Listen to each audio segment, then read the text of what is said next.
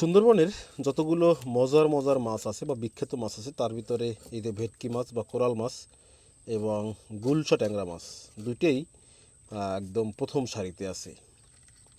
দর্শক, এখানে যে কোরাল মাছ দেখতে পাচ্ছেন, তো এই যে দেখেন কোরাল মাছগুলোর সাইজ খুবই ছোট, তবে এই কোরাল মাছ এবং হচ্ছে এখানে যে ট্যাংরা মাছগুলো আছে, ট্যাংরা মাছগুলো হচ্ছে মোটামুটি বেশ বড় সাইজই আছে।